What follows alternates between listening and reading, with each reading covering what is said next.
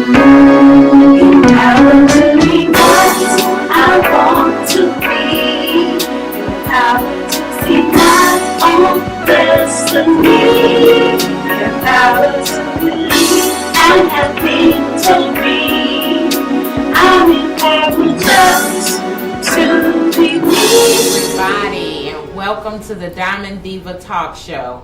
I'm your host, Lizz Goins-Turner, aka the Diamond Diva. Oh goodness! Today we're on location, and I'm gonna get into that in a little bit. But y'all know I always have to throw out there what I'm doing, some of the things that I'm doing. Just want to talk about the play that we have coming up May 31st. It Won't Happen Again, which is a play that we did last year sometime. It was last year, March of last year, February of last year. But anyway, that play was successful, and Winston-Salem, North Carolina is asking us to bring it back again. And I'm excited to be doing that play again. And I just jumped over May 3rd. And we have a play May 3rd, which is Treasures in the Dark, A Vision of Hope, which is based on a young lady by the name of Cheryl Highsaw out of San Antonio, Texas. It's a book she wrote, and we turned the book into a stage production, and it's awesome. It deals with a lot with child molestation, and I know a lot of people are like, a lot of people want to keep quiet about that, but that's an epidemic that's growing and growing and growing, and we want to get the message out and the word out about that epidemic. Also, the Playwright Awards Gala, y'all know I've been pushing that thing since last year. When we did one last year, this is our third year. Looking forward to it. I'm ready for New York. I'm ready to hit that red carpet. I'm ready to go. So, but question is New York ready for me? I don't think they are. Probably not. I don't think they are. But I'm ready to jump into this right here. Ready to jump into this interview.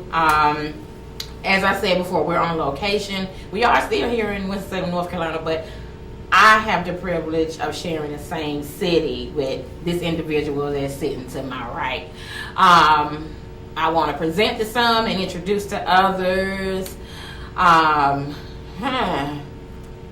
The talented. One of the busiest men in the playwright industry that I know of. Mr. Garrett Davis. Thank you so much for allowing me the opportunity to be in your space. No, me, because you're the one that's just all over. Yeah, God's blessing. It's been a very good year. It's only March, but we seem like it's halfway through the year. We've been really busy, but it's a good thing. I agree. And you took the time out for little old me. I don't even try it. I mean, I applaud what you do in terms of giving playwrights an opportunity to express their gifts and to share what they do with the world. And everyone can't do that because for some reason that theory of we live in a barrel and we don't want to see other people survive and be successful. That's not true with you. So thank you so much. No, I guess like the word say, you reap what you sow. Yeah. So even something, some days I ask myself, why am I doing this? Why am I doing that? Okay, because he's telling me, okay, this is what you need to do. I either obey him or get whooped. I ain't getting whooped with nobody. No, that's right. So, but I'm telling you, like I said, you're all over the place. Mama's Girls. This is how many years? Third year doing Mama's Girls. Wow. I started off 3 years ago at a workshop at Union Baptist Church with AARP. They was doing a lunch and learn about a program called Prepare to Care, trying to teach people how to have those difficult conversations when you're caring for someone. And when I saw the workshop, I said, you know what? African Americans, if they saw this in a play, they could probably understand a little bit better. And so working with Deborah Tyler Horton with AARP, we were able to kind of come up with a storyline of 5 sisters who live in 5 different cities who have to figure out how they're going to take care of their aging mother. We had no idea that 3 years later, 53 cities later, 13 states later, and numerous people seeing production, we would still be doing it. And it's been a blessing, and to see African Americans especially, because in our community, Liz, we can't tell the difference between being a caregiver and our responsibility. If you're my wife and you get sick, it's my responsibility to take care of you.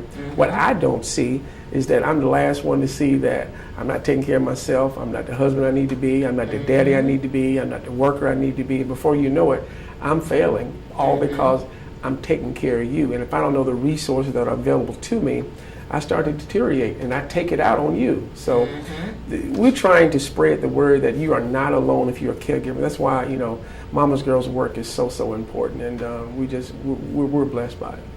That's true. And you know, a lot of times the caregivers are not thought about.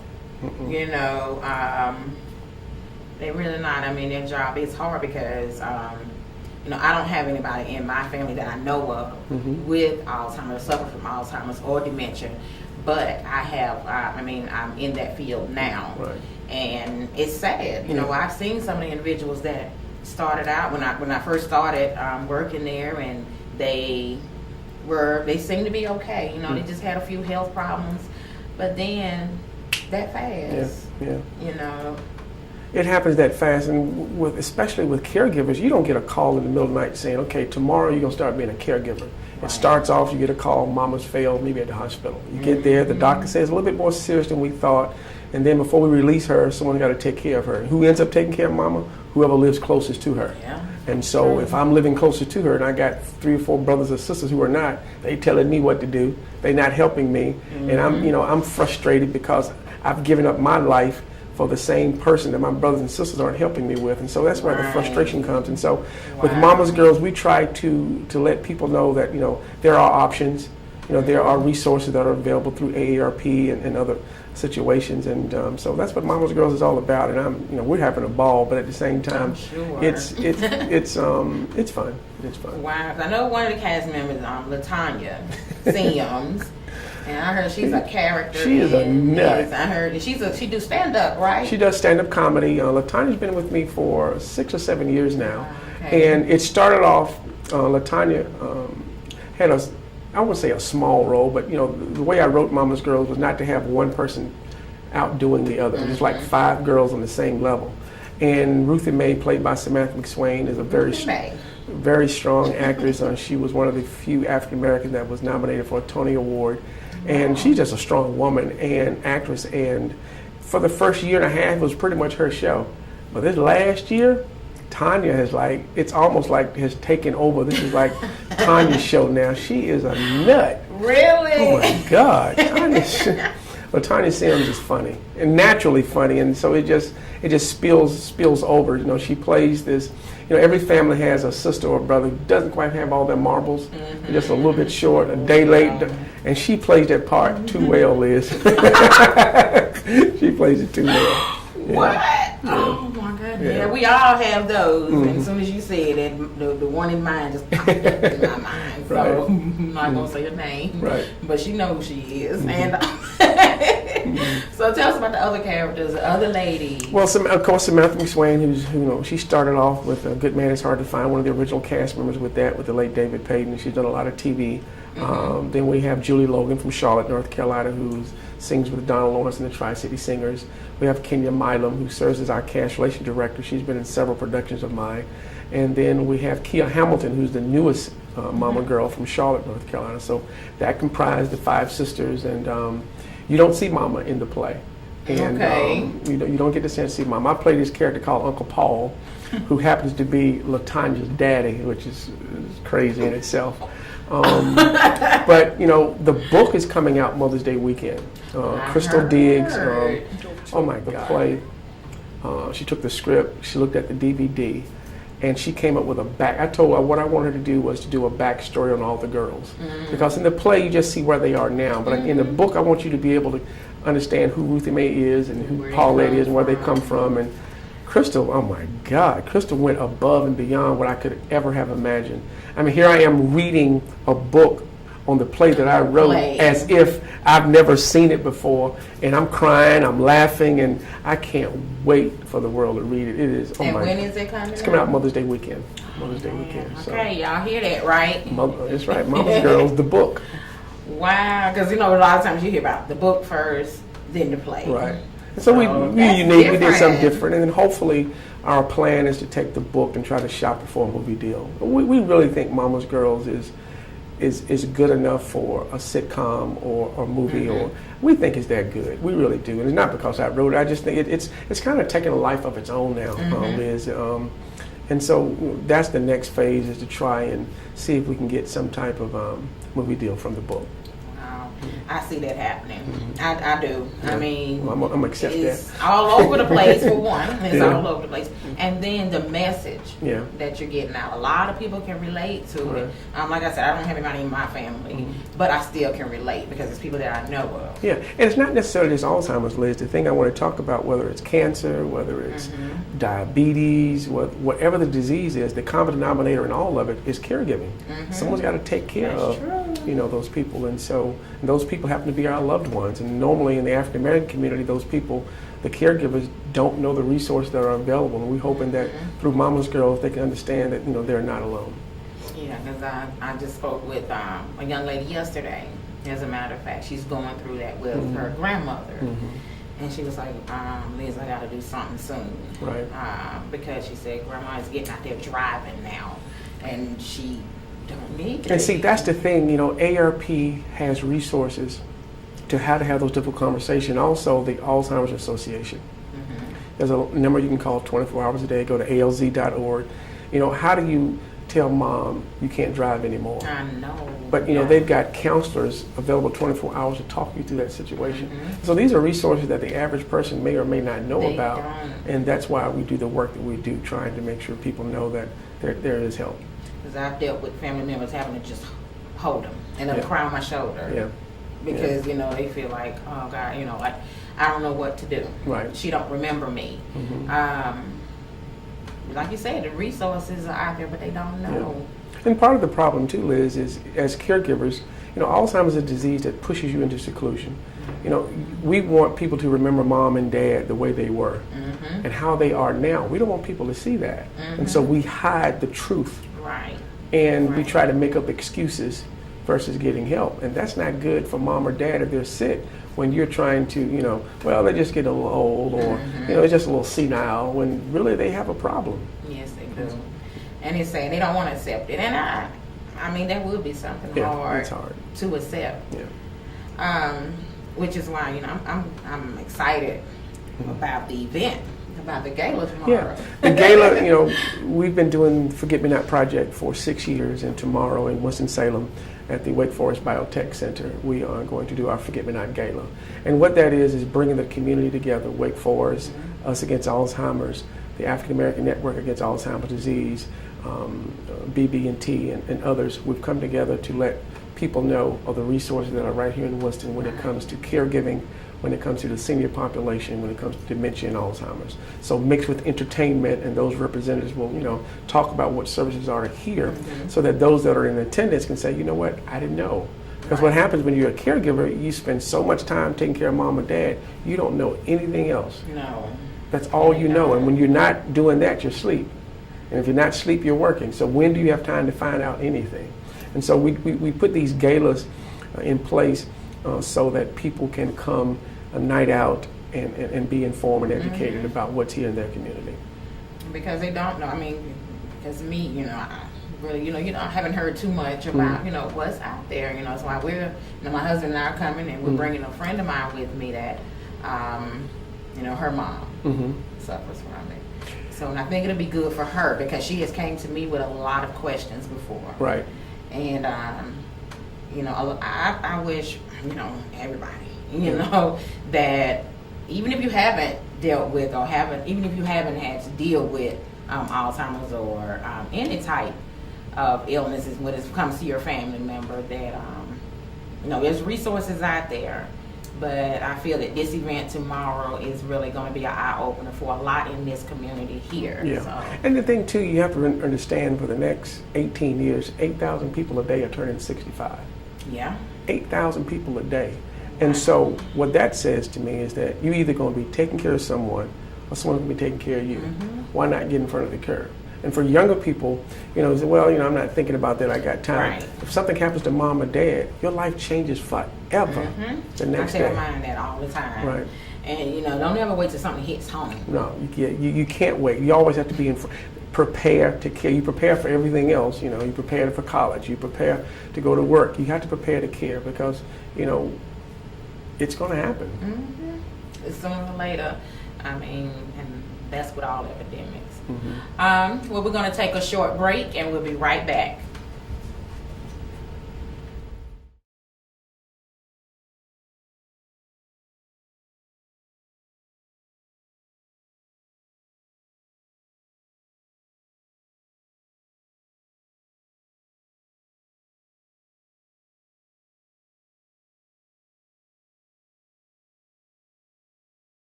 Welcome back to the Diamond Diva Talk Show. I'm your host, Lizz Goins-Turner, aka the Diamond Diva, sitting along right here with the talented, Mr. G. Davis.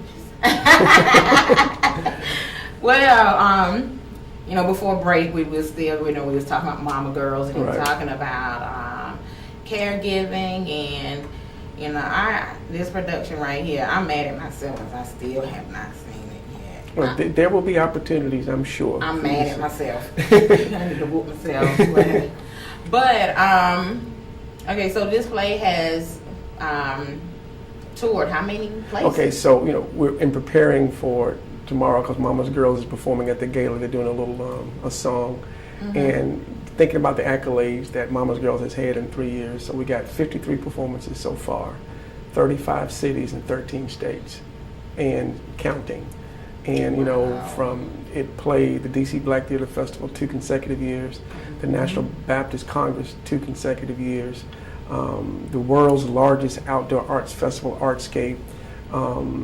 So again, we never saw all of this coming. And just a testament to how, if you build it and if it's right, it'll work. That's true. Mm-hmm. That's true. Like I said, God give us things and we don't know. Don't have a clue. Where. But those are the ones I love. Yeah, I don't want to say, okay, well, we're going to tour the country with this right here. Now, I want it to just happen. Right. I want to just, you want to just see it happen. And then what other productions? Are you working on any other ones? Well, Forget Me Not, Forget Me Not, we started, Liz, back about 6 years ago. Mm-hmm. And I couldn't get the funding for it to keep it going. And it's been picked up by the African American Network Against Alzheimer's Disease. And so we started touring that 2 weeks ago in Alabama. And so we've got 12 cities that we're doing this year.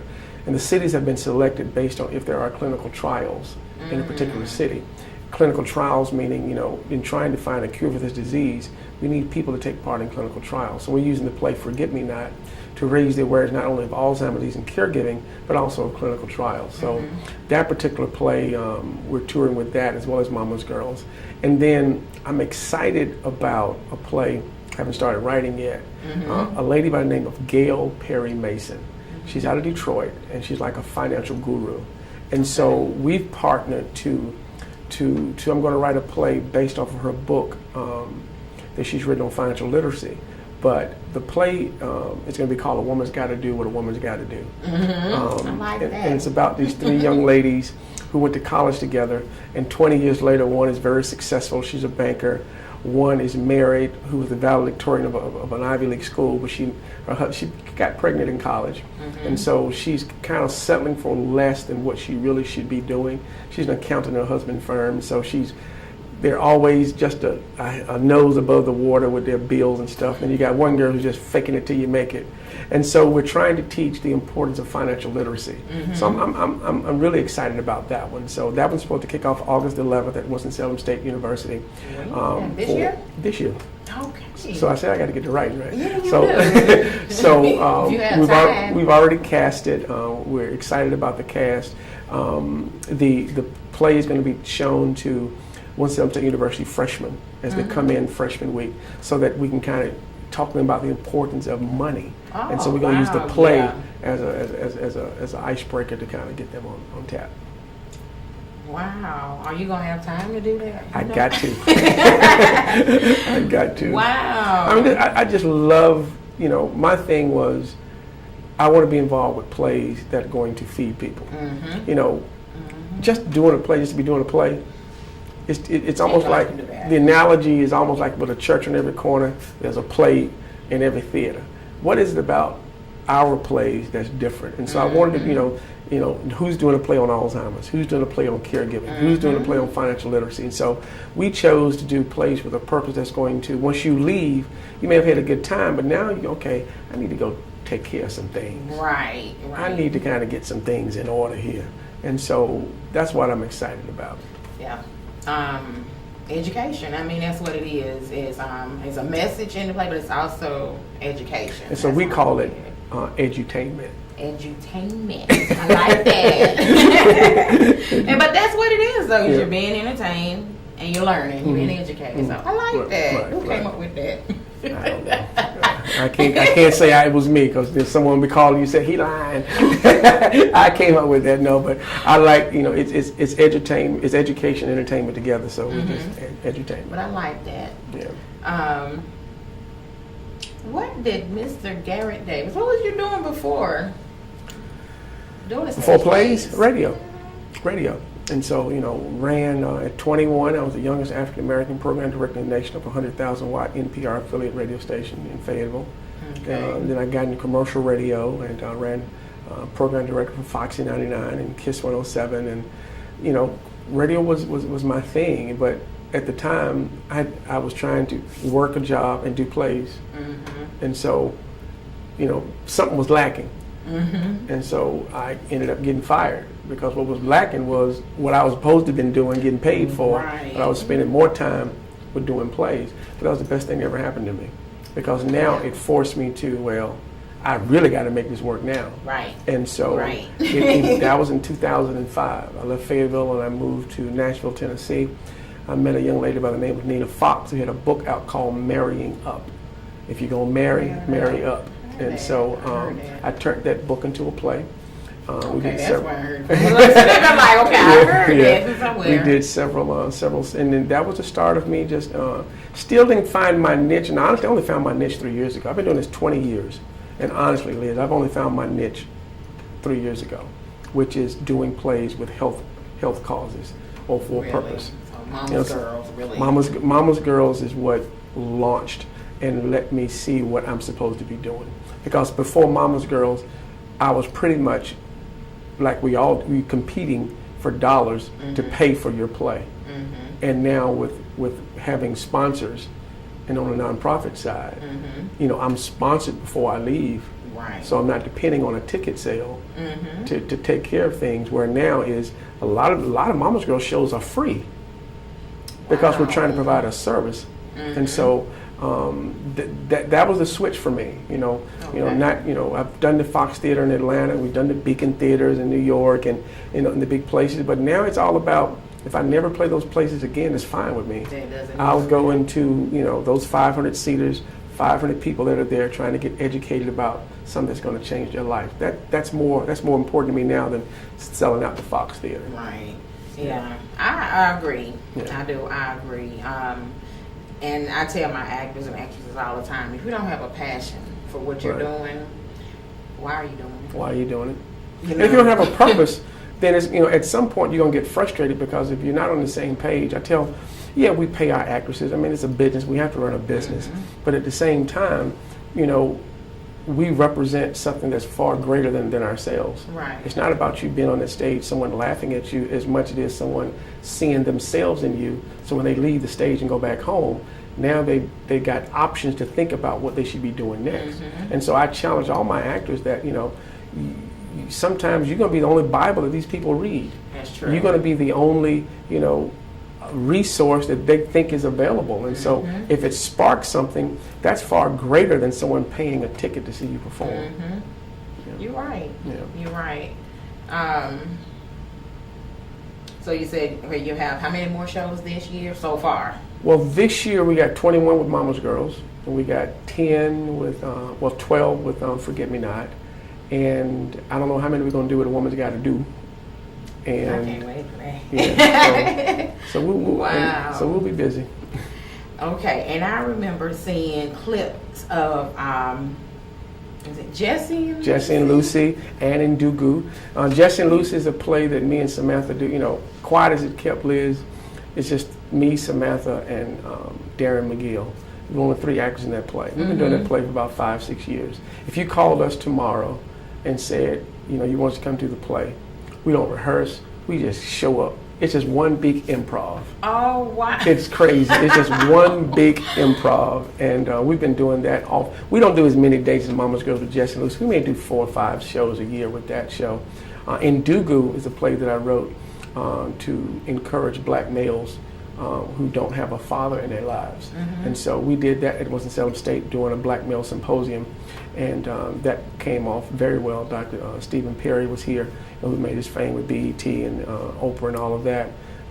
He's the principal up in Connecticut who has a 100% graduation rate, and he was there to see the play. And you know, we probably will do some more dates with that this year. So yeah, we got a lot of work here at G. Davis that we're doing. I know. And Mama's Girls has raised the bar so high. You know, we're just trying to keep up. Because it's like now, for some reason, you know, you see pink. That's my favorite color. And you see pink, and Mama's Girl, it's like you think of Mama's Girls. Yeah, I mean, for real. I'm just gonna be honest with you. That was by design. You know, not only we wanted a color theme for Mama's Girls. So Mama's Girls, the color is pink. You know, the stage, the set is pink. Everything that you see about Mama's is pink, and so like I said, when you see that, you think Mama's Girls. When you think Mama's Girls, you think caregiving. It's all about trying to raise the awareness. Well, you're doing it. Y'all are doing it. That's all I'm gonna say. Y'all are doing it. Yeah, you do a lot of work. You do a lot of workshops, or I do. I don't do a lot. I don't do as many as I want to do. I really don't. You know, I love directing more so than I love writing. Every now and then I get I think I'm doing one at the DC Black Theater Festival. You know, my thing it's a double-edged sword. You know, anyone who wants to get into the playwright business, Lizz, I cringe and I say, are you sure this is what you want to do? Yeah. You know, my thing is, I'm not being negative, but if you're not together with this is something that just will tear you down. And so I try to be real and be honest when people say this is what I want to do. And I think sometimes they may take that as, well, why are you being negative about an industry that you're in? Because I've been in it and I've been eaten up and I'm trying to save you. Right. And that's not to discourage you, but to let you know, what it all takes to be a playwright. And, sometimes, people see the Mama's Girls and say, I want to do that. But that's 3 years in the making. We didn't get there overnight, and it was it was God's hand on the project. And it was being in the right place at the right time. It was having a sponsor. ARP is affiliated with it. I mean, all of that working together is what you see. It's not I wrote a play and I put it on. Right. That's just one small part of it. And playwrights, there are so many. My heart goes out because there's so many who really want to do this, who have a heart for it. But sometimes they get hooked up with the wrong people. Sometimes they get in the wrong organization, and my heart goes out to that. If I had the time, I really would love to start or be a part of some group to kind of nurture that, but yeah. Maybe at some point, but I can't right now. I just don't have the time to do it. But I want to see playwrights get the right exposure and get the right advice versus on this pipe dream of I want to be the next Tyler Perry. That's it. And there never will be another Tyler Perry. There will never be another Lizz. There will never be another Garrett. But trying to compare yourself and compete with others, you'll never get to where you're going to be. We ain't caught up with the Joneses yet. For real. And they feel, okay, well, I'm going to pursue this full time. And you thinking, okay, you're going to make all this money, and then you end up with about 5 people in your audience. And you get so discouraged, and then you don't understand. So that's the part that I wish I want to do more in and trying to nurture. But then again, sometimes I've learned you can't help everybody because everybody don't want to be helped. They're bent on doing it their way. I know. And so you just have to let them do it their way and wish them well. And because I've been noticing myself here lately, quite a few people coming to me, want me to help them out. I even was given a script about a week ago. Somebody that want me to read it and let them know. They want me to let them know what I think. They want me to give them my advice, my opinion on it. But for somebody to come to me, that means, okay, you trust me. I'm doing something right. Right. I attended Shelly Garrett's workshop. Was it last month? It was last month, and I mean, I learned so much. Have you had a chance to meet him yet? I have not. He's considered the godfather of plays before Michael Matthews and other. I mean, Beauty Shop kind of that will go down in history as one of the most popular plays of all time. Heard nothing but good things about him. So I'm sure whatever advice he gave was definitely worthwhile. It was, and I've listened to him. Set up under his mentorship before, and I'm listening to you, and we've been talking and been knowing each other for a while now. And it's like I see the passion that you have, and you want to help others. I do. You don't have that, arrogant spirit. This is what I'm doing. Nobody else can do it. So. And the thing is, Liz, I can tell you what I know. I can tell you the mistakes I made. But at the end of the day, it's going to be up to you. Right. To kind of sift it out and figure out what you're going to do with it. How does this apply for me? Right. Okay. Well, we're going to take another break. Okay. And we'll be right back. Stay tuned. Welcome back to the Diamond Diva Show. I'm your host, Lizz Goins-Turner, aka the Diamond Diva. Still sitting here and enjoying the conversation that I'm having with Garrett Davis today. I really am. I'm enjoying myself. I'm learning too. Okay. I am. So I mean, I'm like a sponge, and I always want to just soak up. Right. Anything that's dealing with education. Anything that's dealing with education. Because I want to sit back one day and say, okay, well, I do anyway right now because when you helped me out with when we did the sponsoring the family out of South Carolina, I always think about that. I didn't have a place to do that at to hold that event, and then you open up your doors and let us do it here. And I'm sitting here now and I'm learning something. I'm learning. I wish I had to write down my little notes. Well, so you got it on tape, so you know. Well, yeah, I remember got it recorded too. Yeah. So I sit back now and I can say, okay, yeah, I learned that from Garrett Davis. Oh, okay. And for real. Okay. But some more. Okay, give us a little bit of advice on those, especially those that feel like, okay, I can do this. I can write a play. I can just use my cousin, Pookie and them, and put them in the play, and I ain't got to pay them, Right. And you can do that. I mean, I won't say anyone can write a play, but when people say they want to write a play, most of that is because they've seen something in their life. They've been through something in life, and there's a way they want to express. And so if you think about the very first play that you wrote, Liz, it may not have been in play form, it's probably in movie form or television form, and it was probably, really drawn out and described a lot of things because that's what we've been around visually. That's not a play. And so most first-time playwrights, they write a movie script. They got like 5 or 6 different scenes on a set that you can't put but 2 or 3 on a stage. And so the thing is, understand your craft first. Once you understand how to write a play, then express what it is you want to write. And you can have a good play. Once you get that, that's just part one. Okay, how you gonna cast it? Who's gonna be in it? How you gonna pay for it? Is it gonna be a church play, or are you gonna do it in the church, or are you gonna take it outside the church? And how you gonna fund it? And so it's so much into this business. That's why when someone says, I want to become a playwright, I cringe a little bit, and I say, let's make sure you understand all of it. And then those that have been doing it for a while, they've been putting plays on, they want to go to the next level. This is just my advice, because this is just my opinion. My opinion is that if you're not writing a play that is tied to a purpose, and that purpose can be linked to a corporation, then your play is dependent upon a ticket sale to meet all your needs. And so what happens when you take out your 401k, you make a loan from your family member, you get $5,000-$6,000, you spend all this advertising, you get the venue, you put it out, and you calculate it. If I get 500 people at $20, that's $10,000. My play costs $3,000. I can pay this back. And then what happens? You only get 100 people there at $20, and you like $8,000 in debt. And then your cast didn't get paid, so they don't want to work with you no more because you painted this picture of we're going to be the next this, that, and the other. and so you've fallen short. And so I always tell people, you under promise and over deliver. Right. Start off small. Start off small. Getting back to, if your play is not tied to a purpose that can be tied to a corporation, then you got to pay for everything. But what if your play is tied to something like caregiving, and ARP's purpose is caregiving, and ARP looks at your play as a way to help them get their message out, and together you guys can make a difference? Well, that's a sponsorship. That's it. So if they're giving you X amount of dollars per city, that's X amount of ticket sales you don't have to sell to cover your expenses. And so I think from the business side of it, writing the play is one side, but you got to have a business mind. How are you going to pay for this?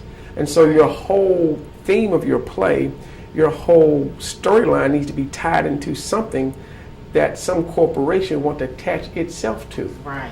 So if you're doing a play on domestic violence, then you need to be meeting with, the big domestic violence corporation to figure out, how does my play need to look for you to partner with me for us to do certain things? You just don't go into their office saying, will you sponsor this play? They're going to tell you, I'm not in the entertainment business. And so, because ARP, they're not in the entertainment business. No. Alzheimer's Association, not in the entertainment business. But what I went with them with was, I have a project that is designed to raise the awareness of education through the arts. How do I need to shape what I've got so that you guys will want to be a part of it, and we can together affect change? And so that's what we're able to do. So, just writing a play is, you can do that, but how do you make it a business? How do you make it where you can have fun, where you can pay your people, where you can affect change, and you can just keep going from city to city? Versus, I hope I sell enough tickets. And I've done it. I've it's 7 o'clock, the show starts, and I got 50 people in there, and I'm out there in the parking lot trying to see how many cars turning in, coming this way. What time you gonna start? Give me 15 more minutes. That's not a good feeling. Oh my God, that is not a good feeling. And I don't want you to think every show Mama's Girls has been sold out. We've done some Mama's Girls shows that only had like 100 people in the audience. But you know what? The business side of it didn't affect our morale because it was a free show. A lot of the shows that we do are for free because the model is not about making a dollar, but it's about affecting change. If you build something that's going to change people's lives, the money will come. Right. But if you build something to make money, there's a possibility it won't come. Wow. You've opened my eyes to a lot. Like I said, I have to play on domestic violence. Yeah. And that's my thing. I have the foundation. And so what organizations are serious about domestic violence? And if those organizations are serious about domestic violence, then you present them with, how can I make you a part of what I'm doing through the arts so that we can both get our messages out. And before you know it, they're saying, well, what can I help you to do? Versus going there and saying, will you sponsor my play? Will you give me, $5,000? And they're like, look at you like you're crazy. We don't do that. There are some sponsors that we're talking to I can't mention, but if they come through, everybody will know about them. But it's not because they have a lot of money I go after them. I go after them because they care about caregiving, and so you got to find out. You got to do some research. Yeah. And then so I would advice I would give playwrights is, before you even write a play, write something with corporations in mind who you're gonna go after. Right. That way, it's almost you're making it for them versus taking a square peg into a round office trying to make it work. Okay, this is what I got. What can you do? Yeah. What can you do for it? Yeah. And so as opposed to, I'm thinking about doing this. What does it need to look like in order for you to say, I'd be interested in that? Just like when you go buy a car, if you want a Jaguar and the guy come out with a Cadillac, you're like, I don't want a Cadillac. And you said, but so they're going to ask you what you want, and then based on what you want, they come back with something. Well, what about this? Right. It's the same thing with a play. If you go to a corporation, you can't have the finished product before you find out what they want. That's true. So true. Yeah. And it's like, look, I'm sitting here now, I'm like, right. He's right. Yeah. And that's only through the first 18, 19 plays I did, or first 15 plays, take for example, I did. I just wrote because I was just getting it out my system and writing a play. But now when I write a play, it's with something in mind. With something in And mind. what corporation, like what I'm doing on financial literacy, I'm researching these organizations that deal with that in these banks. So when I finish it, when I go meet with Bank X, okay, so this is what we have that teaches ABC right down your alley. What does it need to look like for you to be a part? And then people say, well, how did Garrett get Bank of America? And then you go into Bank of America, will you sponsor my domestic violence? If they're not in domestic violence, we're not in entertainment. And so I would suggest all playwrights research who you're going after first. And so when you write something, it's close to what they're going to support. That makes so much sense. It really, really does. And you know, just hearing you say that, I'm sitting, my wheels are turning right now. You know, I'm thinking of things that I need to do. Because every play has an audience. And so the corporations, at the end of the day, they don't care about, I won't say they don't care, but they don't, about your storyline, about your play, about your set, about who's in it, how long they've been. They want to know who's coming to see your play. How old are they? Right. Okay, for Mama's Girls, African American women, 25 to 54. You want who? That's the target audience they want to reach. Let them reach that audience through your play. Who's coming to see? You have to know who's coming to see your play, because you're not selling the play, you're selling the audience. You know, it's something you just said, the numbers you just said, 25 to 54. Sheila Garrett gave me those same numbers. That's And the he play, did. yeah. He And did. it's females. Exactly. And it's females. And so the thing is, you have to know your audience, because you can't go sell a play. I mean, the first things when I was putting the Forgive Me Not project together, I had Ruben Studdard, I had Bernadette Stannis, I had Scott Sable, I had Melvin Williams, had all these people at my gala. And the first time I went to this medical company and told them, trying to get support from my gala, and I said, they're going to be impressed when they see all this. I'm like, I don't know these folks. Like, you know, they didn't know. And I'm thinking, how do you not know who Ruben Studdard is? You know, that's what I was, but at the end of the day, if you don't talk the same language to the people that's writing the check, it's a waste of time. Right. And so when I went back and said we have a project that's designed to raise the awareness of Alzheimer's, and we're focusing on clinical trials and research, that's what they were, clinical trials. I said, oh, okay, so you're doing it through the, now I'm speaking their language. And so how are you doing it? I'm doing it through, you know, this gala that has, well, who is Ruben Studdard? Well, you know, he's da-da-da. So that's their language versus I got such and such into play, and she's been doing plays 20 years, and you know, Sheila Garrett wrote my play, and he's a god. They don't know. They don't know. They don't care. And they'll tell you, well, we're not in the entertainment business. And so you have to understand to speak their language so that you can get what you want, so that it can help you, so both parties can benefit. Can benefit from it. Yeah. Wow. I hope y'all taking all this in, because I am. I don't know how many times I'm going to replay this show, because, I mean, for real, because I'm going to jot down my notes. I'm writing these notes down, letting you know. Okay. But I do. Oh, God. So, where do you see your production company, let's say in a year from now? Liz, I don't know. You don't even know. I don't know, and it's not. I don't think I have arrived. I work hard. You know, I do have some goals. I want to make sure that if something happens to me, I'm in good health now, but you know, being on this health, entertainment, and raising awareness, I start to think. I mean, I'll be 50 Christmas Eve. Look at you. And my father, my stepfather, my uncle, every important male figure in my life died in their 50s. And so that's in the back of my mind. Yeah. And from a company standpoint, I want to make sure if something was to happen to me, or when it does, that all the work that I've done with Forget Me Not and the project doesn't go with me, that it's here after me. So that's what I'm working towards now. Because if not, it's all. And so you have to keep in mind, whatever you're doing, if it's not bigger than you, then you're really doing it for yourself. And so I don't know a year from now. I do know I want to get to the point where I can enjoy family time more. That's what I'm here to ask you. You know, there's a price to at what people see. You know, think I have. I mean, it's that, you know, this office here. You know, it's a big 3,000 square foot house. You know, I stay here a lot of nights because sometimes I look up, it's 3 or 4 o'clock in the morning, like, oh God, so I want to get to the point where I can have more family time, but I'm just trying to get to a point where I can achieve a certain level so that I can bless others. Right. And so it's not about me, honestly. And so hopefully, however long that takes, I do eventually want to get into film. I don't know when that's coming. I'm hoping Mama's Girls will get me there. But one of the things I want to be able to do is sit back and see one of my, projects on the silver screen. That would be, that'll be. And I can see that happening. Yeah, Mama's yeah, Girls. yeah. I mean, any of your productions, but Mama's Girls, is So. more so. I really can see that. Yeah. Okay. I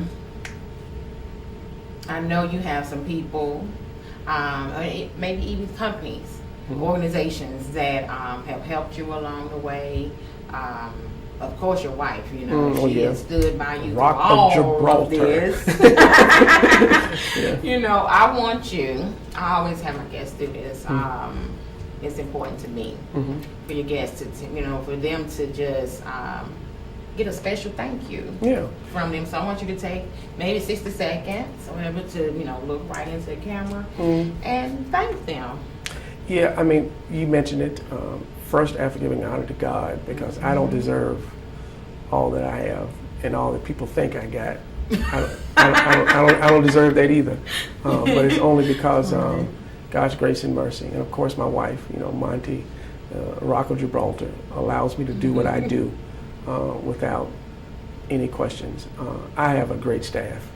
My sister Tanya, the president of my company, Kenya Mala, my director of cash relations, my personal assistant Melvin Akins, and others. But my sponsors like AARP, the African American Network Against Alzheimer's, Us Against Alzheimer's, Wake Forest Baptist Medical Center. I couldn't do what I do without all of that support. And I just, my goal every day is to not let them down. Right. Because they really entrust me with their work, their money, their efforts, their time, their energy, and I don't want to let them down. So, thank you so much for allowing me to do what I do without having to look over my shoulder so much. Right. That's it. That's for it. now. All right. Yeah, that's enough. I mean, just like you said, that just having that foundation, at home, and then having staff. I mean, hard, but it's not impossible. Well, it's not. Yeah, and you live in proof. Yeah, thank you. You are. You are too. Proof. You are too. I am. Okay. I do. I got some good people too. Yeah. But I just want to thank everyone for tuning in. I want to thank you for giving me the opportunity, through all of this, even what you got going on tomorrow. I mean, you have all of this going on. But I asked you, if you would give me this opportunity. You didn't hesitate. You was like, sure, and that means a lot to me. Thank you. Well, it means a lot what you do. I mean, I applaud what you do in terms of being able to give other people a chance to see that, because someone's going to see this and say they're going to get inspired, they're going to get inspiration, and so that's only because of you, not me, because it was you and your vessel that allowed me the opportunity to speak. So, well, thank you. But I want you all to just keep up with Garrett Davis Productions, everything that he's doing. So that's gdavisproductions.net, that's right. mamasgirls.net, and fmnproject.org. Those are the websites. Okay, and y'all got that right there on the screen. You seen it, so don't say, okay, what did he say? Okay, you see it. So I mean, anytime y'all want to know, they're all over the place. So it may be coming to a city near you real soon. So y'all be on the lookout for Mama's Girls, and what was the name of the one? Forgive Me Not. A woman's got to do what a woman's got to do. Woman's got to do what a woman's got to do. All right, like that. Right. But y'all just stay tuned to everything that Garrett Davis is doing. I mean, I learned a lot today, and I've been really, really inspired. Thanks. You have inspired me to the utmost, and I thank you for that. Okay, thank you. All Diva. right. That's me. All right. I want to thank everybody for tuning in. Thank you. I want to be, I want to see my own best. destiny, the power to believe and have faith.